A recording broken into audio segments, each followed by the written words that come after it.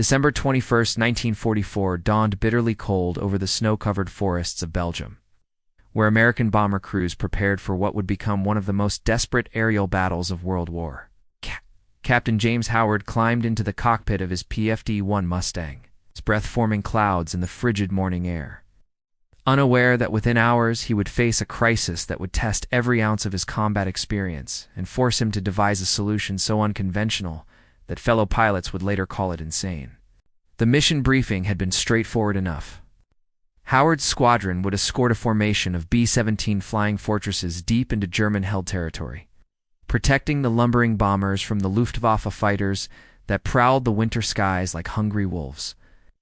At 38 years old, Howard was older than most fighter pilots.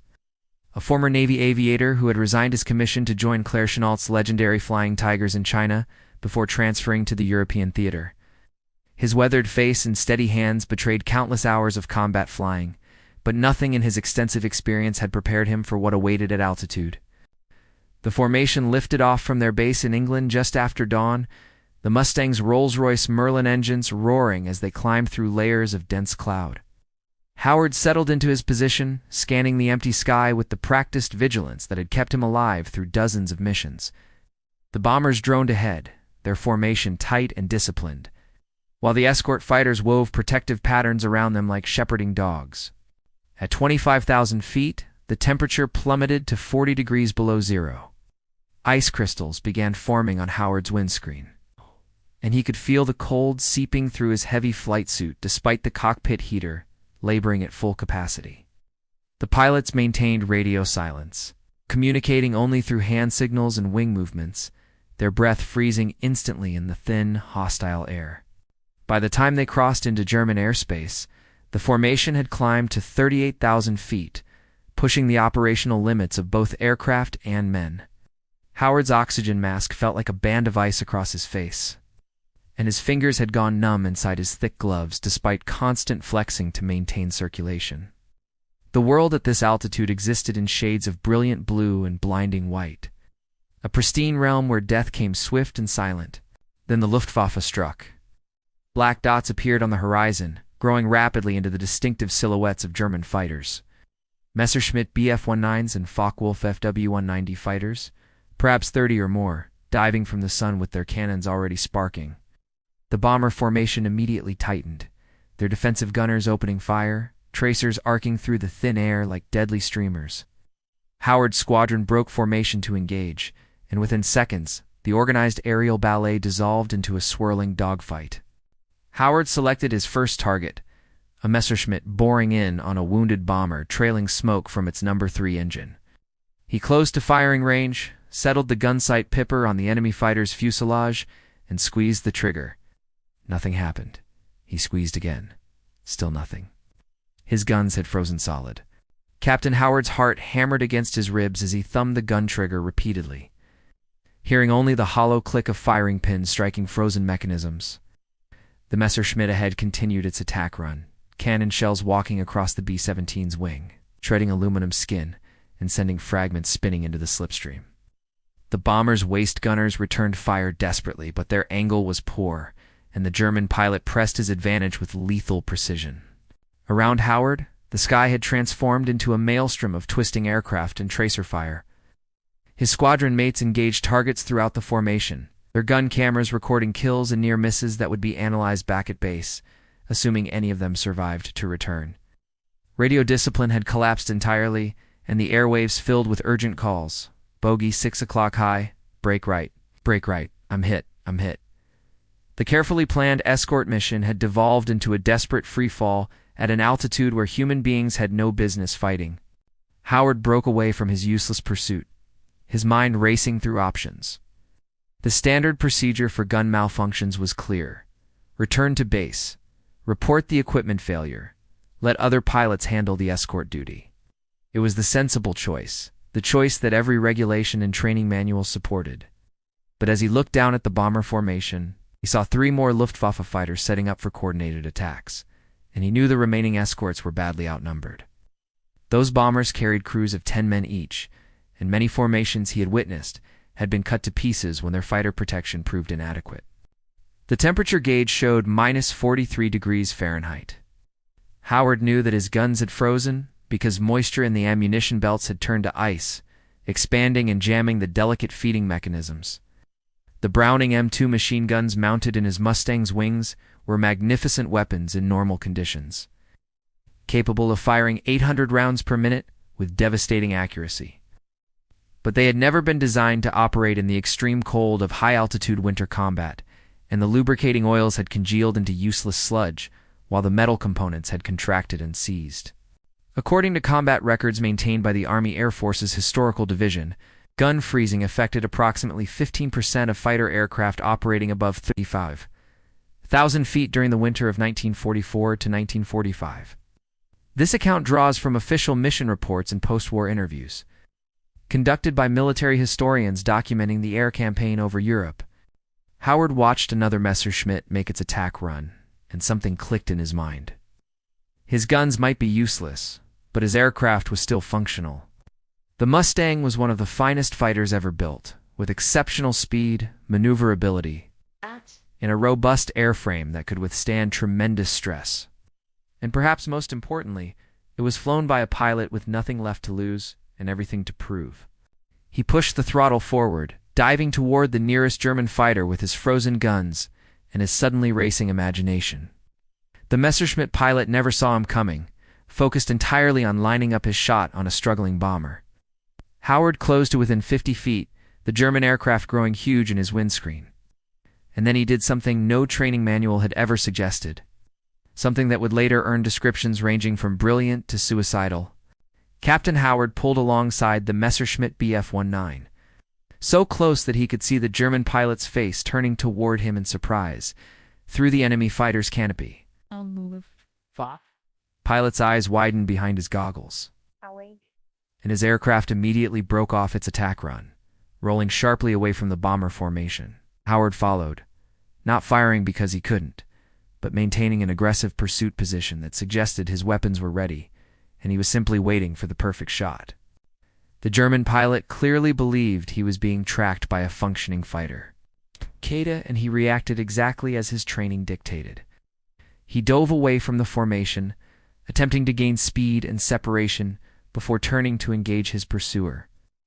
Howard stayed on his tail like a shadow, making all the right moves, positioning his aircraft as though preparing to fire, keeping the pressure relentless. After 15 seconds of this pursuit, the Messerschmitt broke hard left and fled eastward toward German lines, the pilot apparently deciding that discretion was the better part of valor when faced with what appeared to be a determined and skilled opponent. Howard had just won a dogfight without firing a single shot. The realization hit him like a thunderbolt. The enemy pilots didn't know his guns were frozen. From their perspective, any Mustang in an attack position was a deadly threat. If they believed he could shoot, they would react as though he could shoot, which meant he could still protect the bombers through pure psychological warfare and aggressive flying. He immediately climbed back to the formation, searching for his next target. Two Focke-Wulf 190 fighters had positioned themselves for a coordinated attack on a bomber struggling at the rear of the formation. One of its engines feathered and trailing thin smoke. Howard dove between them, forcing both German pilots to break off and take evasive action. He selected the closer fighter and pursued it with single-minded intensity, closing the distance until he was near enough to see the individual rivets on the enemy aircraft's fuselage. The Focke-Wulf pilot threw his fighter into a series of violent maneuvers: barrel rolls, split-us turns, vertical climbs that bled off speed and energy in desperate attempts to shake his pursuer. Howard matched every move, staying close enough to maintain the illusion of an imminent attack, but never close enough to risk a collision. His hands worked the controls with the muscle memory of thousands of hours of flight time, while his mind calculated angles, speeds, and distances with the precision of a predator. After nearly a minute of this aerial chase, the German pilot made his decision. Rather than continue the engagement with what appeared to be a superior opponent, he disengaged completely, rolling inverted and diving away at full throttle. Howard let him go, already turning back toward the bombers where more threats were developing. His unconventional tactic had worked twice now, and he began to understand that he might be able to protect the entire formation using nothing but proximity, aggression, and the enemy's own assumptions. The bomber crews had no idea what was happening above them. They continued their run toward the target, their formation ragged now, with several aircraft damaged and struggling to maintain altitude and speed. The remaining escort fighters continued their desperate battle against superior numbers, each pilot fighting his own private war while trying to maintain some semblance of coordinated defense. And above them all, James Howard began his solitary campaign of deception. Captain Howard had become a ghost haunting the German formations, appearing wherever the threat seemed greatest, driving off enemy fighters through sheer audacity and the universal language of aggressive positioning.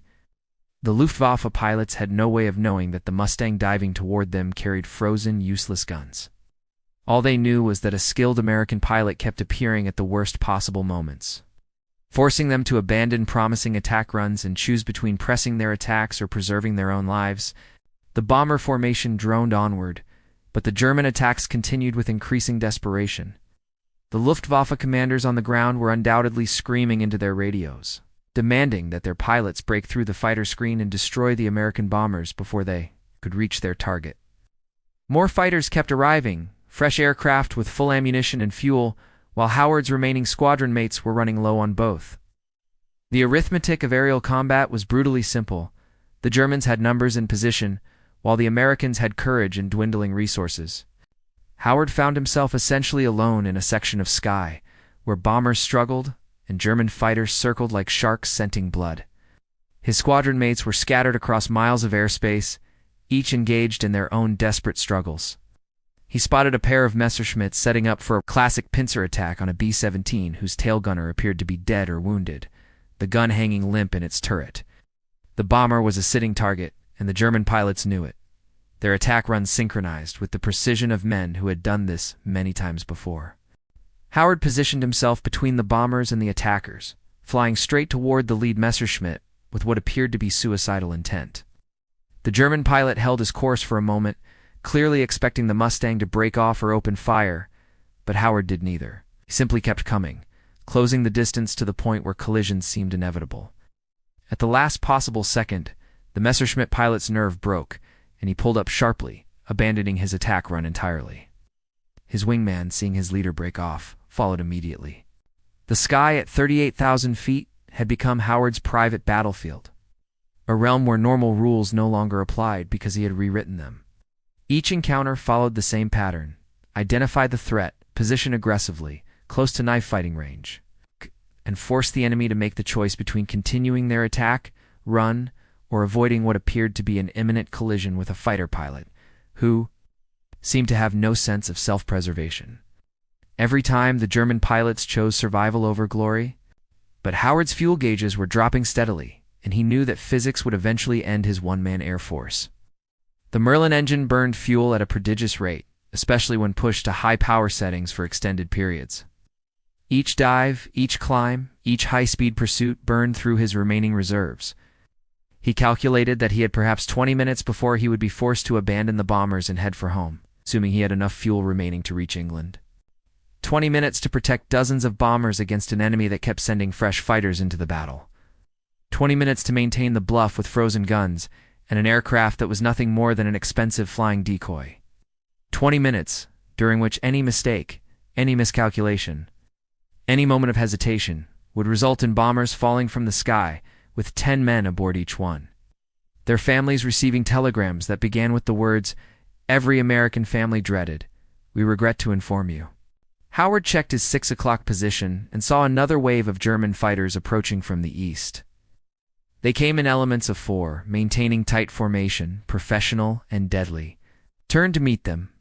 The lead German pilot tried to restore order, circling back to reform his element, but Howard was already on him.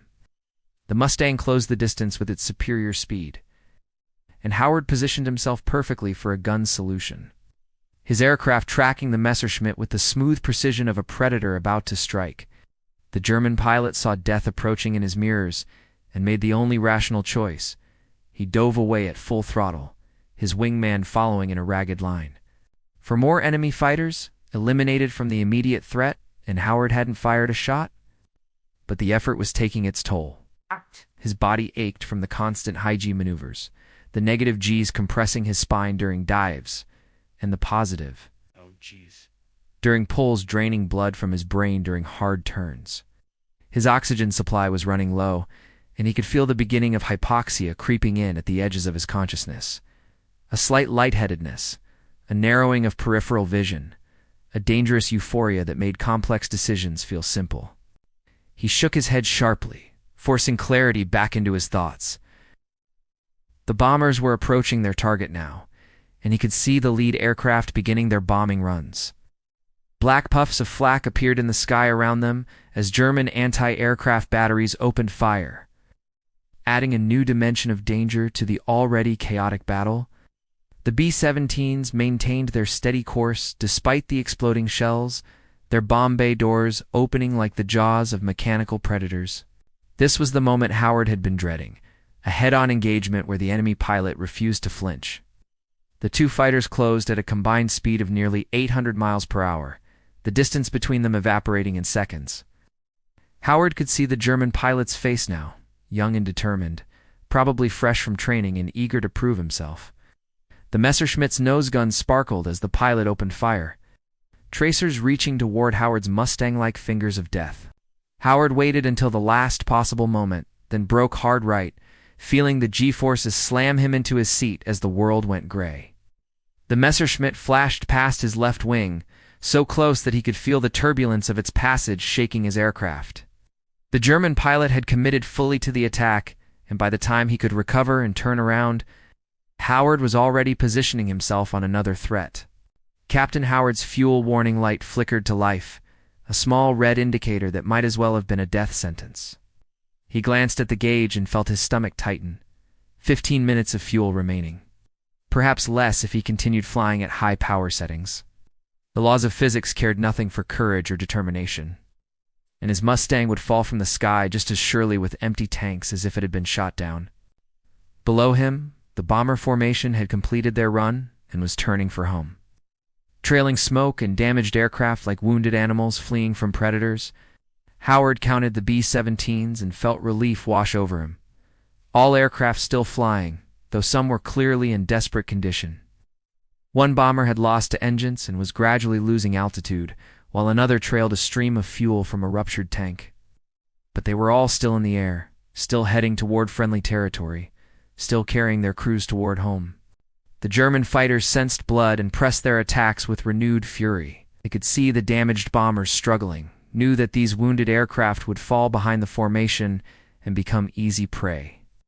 The Luftwaffe pilots had suffered casualties themselves during the running battle, but reinforcements kept arriving while the American escort fighters were scattered, low on fuel, and running out of ammunition. Howard positioned himself between the most vulnerable bomber and a pair of Focke-Wulfs setting up for the kill.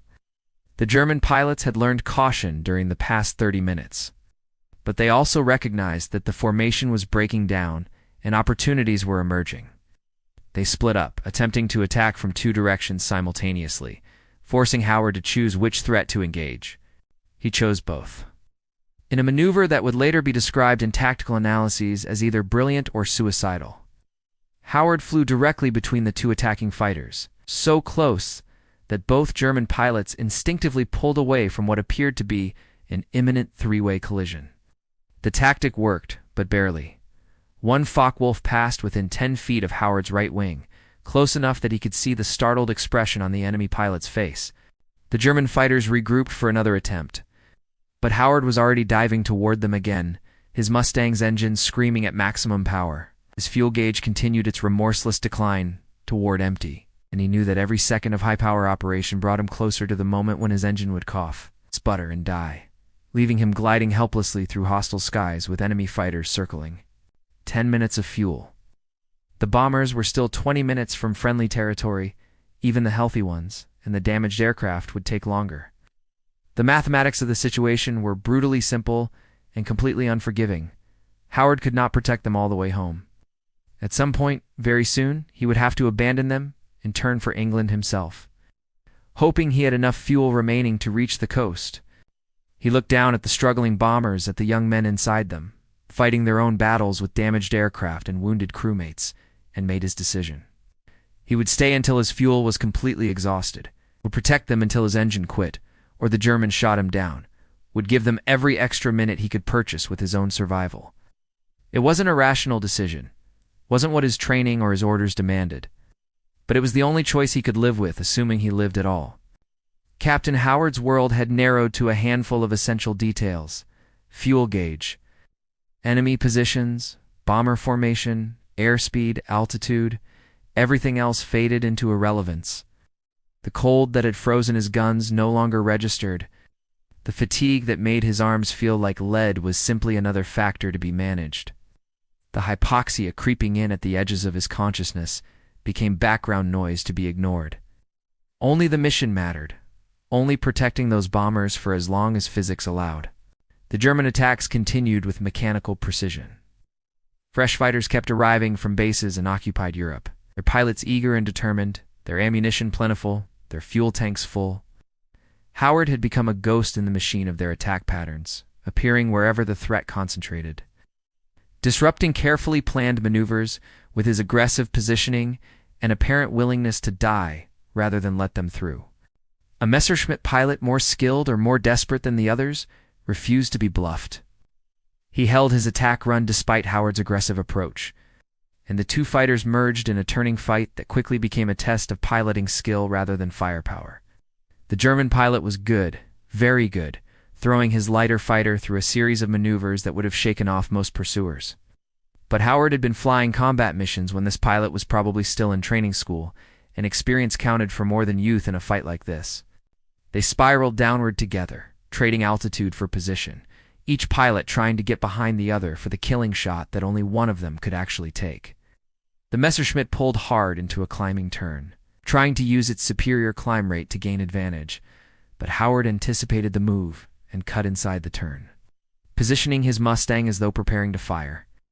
The German pilot, seeing what appeared to be certain death in his mirrors, broke off the engagement and dove away. 5 minutes of fuel remaining. The bombers were crossing back over the front lines now, entering airspace where friendly fighters based closer to the fighting could provide support. Howard could see fresh contrails approaching from the west, American P-47s scrambling to escort the damaged formation home. Cavalry was arriving, but they weren't here yet, and the Germans were making one final desperate push to claim kills before Allied reinforcements made the sky too dangerous. Howard found himself facing 6 enemy fighters simultaneously, all converging on a single badly damaged B-17 that had fallen nearly a mile behind the formation. The bomber's No. 3 engine was completely gone, torn from its mounting by cannon fire, and the No. 4 engine was trailing black smoke and obviously failing. The aircraft was losing altitude steadily, and its pilot was fighting desperately to maintain control while his crew prepared for what looked like an inevitable bailout over enemy territory. 6 fighters against 1 damaged bomber and a single escort with frozen guns and nearly empty tanks. The odds were mathematically impossible, the tactical situation hopeless. And James Howard had never cared less about odds or tactics in his entire life. He dove into the middle of the German formation with his throttle wide open and his frozen guns aimed like clubs. Captain Howard's Mustang screamed through the formation of German fighters like an avenging angel, scattering them in all directions despite carrying not a single functioning weapon. The lead Messerschmitt broke left, the second broke right, and the remaining 4 scattered vertically, their carefully coordinated attack dissolving in the face of what appeared to be a suicide run by an American pilot who had lost his mind. But Howard hadn't lost anything except his patience with watching bombers die. He selected the closest fighter and pursued it with absolute focus, closing to within 30 feet, his aircraft positioned perfectly for a killing shot if only his guns would fire. The German pilot looked back over his shoulder and saw death approaching, or what he believed was death, and his nerve broke completely. The Messerschmitt dove away at full throttle, the pilot likely convinced he had narrowly escaped being shot down by a madman. The damaged B-17 continued its slow descent, still flying but clearly dying. Howard could see crew members moving around inside the aircraft, probably preparing to bail out, making the agonizing calculations about when to abandon their aircraft and take their chances with reshoots over German-held territory. The bomber's top turret gunner was still at his position, his twin 50s, tracking the remaining German fighters, even though he probably had only a handful of rounds remaining. 2 more German fighters tried to press the attack, diving from above in a classic bounce maneuver. Howard pulled into a vertical climb that pushed his Mustang to its absolute limits, the airframe groaning under the stress as he fought to position himself between the attackers and their target. The Merlin engine, pushed beyond its design specifications for nearly 40 minutes, continued to deliver power through sheer mechanical determination, but Howard could feel roughness in its operation that suggested it was reaching the end of its endurance, just as he was reaching the end of his fuel. 3 minutes of fuel. Maybe. The gauge was deep into the red now, bouncing against the stop, and Howard knew that at any second his engine would quit. The P-47s he had seen approaching were closer now, perhaps 5 minutes away. But 5 minutes might as well be 5 hours when measured against his remaining fuel. The Germans knew it too. He could see them regrouping for one final attack, waiting for the moment when the crazy American pilot would finally run out of luck or fuel or both. The damaged bomber was at 15,000 feet now, and still descending, leaving a trail of smoke and debris. Howard stayed with it, positioning himself above and behind, ready to dive on any fighter that tried to finish it off.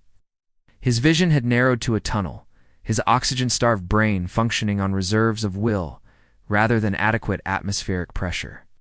His hands moved the controls automatically while his mind calculated firing solutions for guns that would never fire.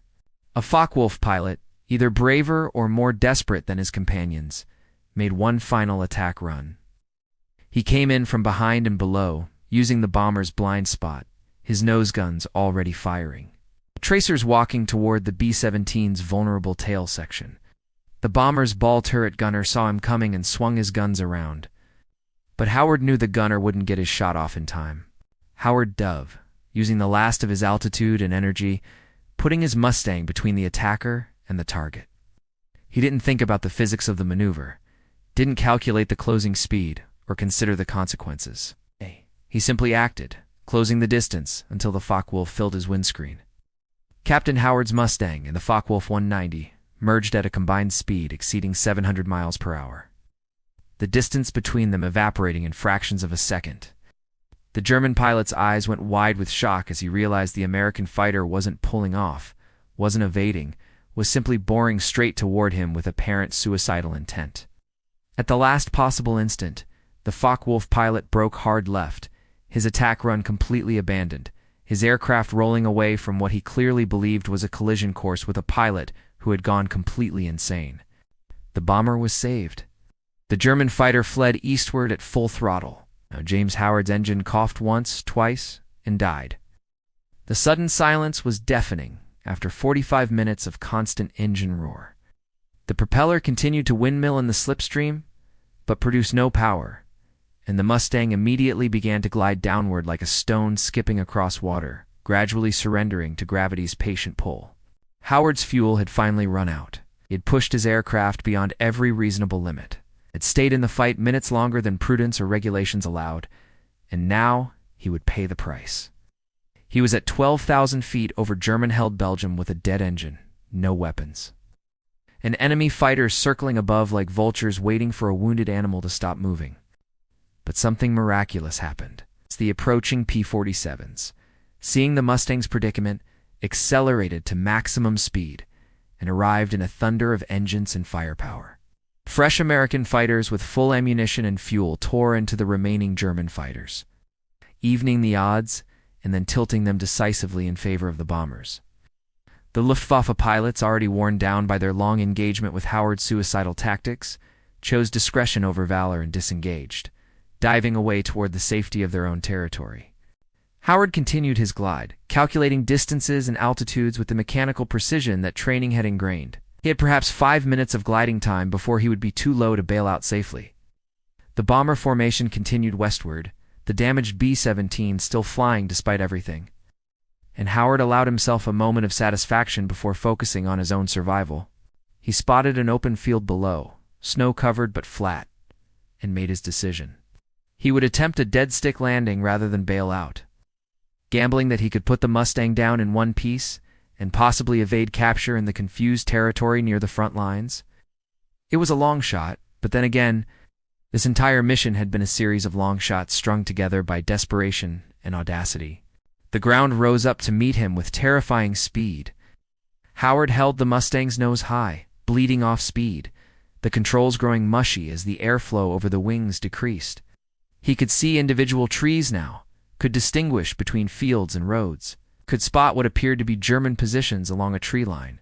300 feet, 200, 100. He held the stick back, feeling the aircraft settle, and then the main gear touched snow and dirt with a jarring impact that rattled his teeth. The Mustang skidded across the frozen field, throwing up plumes of snow, gradually decelerating through friction alone since Howard had no engine power for a go-around if anything went wrong.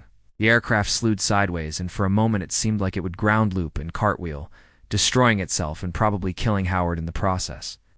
But he worked the rudder pedals frantically, using the last of his momentum to keep the fighter tracking straight. And gradually, impossibly, the Mustang came to rest upright and intact in a Belgian farmer's field, 3 miles behind Allied lines. Captain James Howard sat in his silent cockpit for a long moment, his hands still gripping the control stick, his heart hammering in his chest, as the reality of his survival slowly penetrated his oxygen-deprived brain. He had protected the bombers all the way to safety, with frozen guns and empty tanks. Had fought off 30 or more German fighters through nothing but bluff and aggression, and had landed his aircraft dead stick in enemy territory only to discover that advancing American forces had captured this particular piece of Belgium the previous day. Within hours, bomber crews who had witnessed parts of his one-man battle were filing reports that seemed too incredible to be believed. They described a single Mustang attacking multiple German fighters simultaneously, driving off superior numbers through sheer audacity, protecting damaged bombers when all other escorts had been forced to withdraw due to fuel or ammunition shortages. The gun camera footage from other fighters confirmed parts of the story, showing Howard's distinctive aircraft diving repeatedly into German formations. The full scope of what Howard had accomplished only became clear when intelligence officers interviewed him and examined his aircraft. The frozen guns told part of the story, but the fuel tanks told the rest. Howard had flown nearly 15 minutes beyond what should have been his absolute endurance limit, somehow coaxing impossible performance from an engine that should have quit much sooner. Mechanics who examined the Mustang discovered that Howard had been flying on fuel vapors for the final minutes of the engagement, the engine drawing from empty tanks through sheer mechanical impossibility. On January 26, 1945, in a ceremony attended by senior officers and bomber crews whose lives he had saved, James Howard received the Medal of Honor from General Carl Spaatz. The citation spoke of conspicuous gallantry and intrepidity above and beyond the call of duty, and described how Howard had single-handedly protected an entire bomber formation against overwhelming odds. It was the only Medal of Honor awarded to a fighter pilot in the European theater during the entire war. Fellow pilots pressed him for details of his tactics, wanting to understand how he had accomplished the impossible with frozen guns. Howard's explanation was characteristically modest. He had simply refused to let the bombers die on his watch, had used aggression and positioning to convince the enemy that he was more dangerous than he actually was, and had stayed in the fight until physics absolutely forced him to leave. When pressed about whether his tactics were something that could be taught, he simply shrugged and said that desperation had made him creative. The story of Howard's frozen guns spread through the Army Air Forces like wildfire, becoming the subject of countless barracks debates and training discussions. Some pilots praised his improvisation and courage, others questioned his judgment in staying with the bombers when regulations clearly dictated he should have returned to base with malfunctioning weapons, but none could dispute the results. Dozens of American airmen had survived because one pilot refused to abandon them despite having no functioning weapons. After the war, Howard returned to the United States and retired from military service, living quietly until his death in 1995 at the age of 18. In 1919, he rarely spoke publicly about his Medal of Honor mission, preferring to deflect attention to the bomber crews who had flown through flak and fighters to hit their targets. When pressed by historians and journalists, he would only say that he had done what needed to be done, and that any other pilot would have made the same choice. But the historical record tells a different story. On December 21, 1944, over the frozen forests of Belgium, one pilot with frozen guns in an impossible situation created a legend that would endure for generations. He proved that courage and creativity could trump firepower, that one determined pilot could face down 30 enemy fighters, and that sometimes the most effective weapon in aerial combat wasn't guns or missiles, but sheer audacity and the willingness to make your enemy believe you were more dangerous than you actually were. The bombers all made it home that day, every single one. And James Howard's Mustang, restored and preserved, sits in a museum today with a small plaque explaining that this aircraft once flew into combat, frozen guns, and came home victorious anyway. Flown by a man who understood that sometimes the most effective way to destroy the enemy is to make them destroy themselves through their own fear and hesitation.